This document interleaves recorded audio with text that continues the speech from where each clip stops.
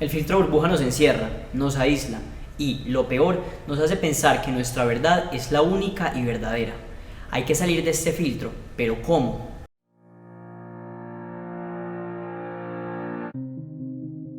El filtro burbuja fue un término acuñado por el activista Eli Pariser en 2011 y se refiere a los inconvenientes de que las personas reciban recomendaciones generadas mediante inteligencia artificial.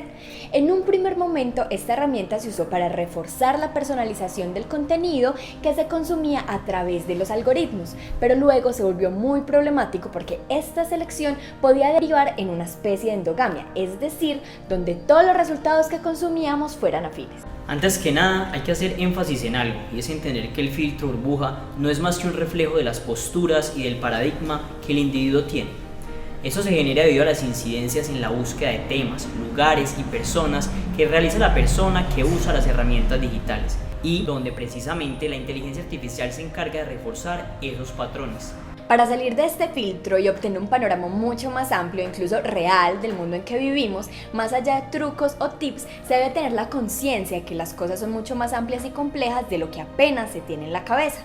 Entender que la postura que se tiene no es la del otro y mucho menos la única o verdadera es el principal paso para ir desconfigurando el filtro burbuja. Teniendo claro lo anterior, te compartimos algunas estrategias para que los motores de búsqueda y las redes sociales no sean un espejo, sino por el contrario, una ventana al mundo. Buscar contactos o personas a las que seguir con opiniones diversas a las propias, para tener una visión más completa de las cosas. Podemos hacer un ejercicio simple aunque difícil. Leer comentarios de la gente que no nos gusta cómo piensa, debatiendo con ellas desde el respeto, argumentando nuestros puntos de vista y escuchando a los demás. Además, podemos reaccionar o interactuar no solo con lo que estamos de acuerdo o a gusto, sino también con otro tipo de contenido. Esto evita que nuestros perfiles terminen siendo parcializados por los mismos algoritmos. Buscar información entre los diversos medios que hay y sus respectivas plataformas digitales para así entender las diversas posturas ideológicas.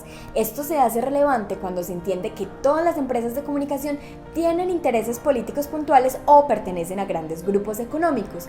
Otro tip interesante es ingresar a estas plataformas desde diferentes motores de búsqueda para evitar que uno solo de ellos tenga todo nuestro historial. Eliminar con regularidad los códigos que permiten la personalización de las búsquedas y filtrar los permisos que les damos. La mayoría de los motores de búsqueda tienen la posibilidad de reducir el rastro que se deja cuando se navega usando el modo incógnito. Aunque no se logra hacerlo completamente invisible, esto ofrece un aire de privacidad. Por otro lado, se recomienda usar una VPN, es decir, una red privada virtual que permite esconder la ubicación física desde la cual se navega. Las grandes empresas tecnológicas como lo son Google, Samsung, Apple, Meta, entre otras, buscan centralizar todas las funciones que usualmente los internautas requieren. Esto lo hacen para que sus usuarios no sientan la necesidad de buscar empresas que prestan los mismos servicios a través de otras aplicaciones. Por el contrario, intentan que permanezcan en ellas para facilitarle la vida al crearte la ilusión de que con ellas tienes todo al alcance de la mano. Así, estas grandes potencias económicas forman un perfil mucho más complejo de nosotros y complican la posibilidad de salir de este filtro burbuja. Por eso, te recomendamos variar de aplicaciones, buscando que no todas pertenezcan a la misma empresa y tener múltiples perfiles que ayudan a la desconfiguración del filtro. Finalmente, se debe tener mucha precaución y ser muy conscientes con los datos que se dan a las empresas y tomarse el tiempo necesario para leer las condiciones y la política de manejo de datos con la que cuentan estas organizaciones.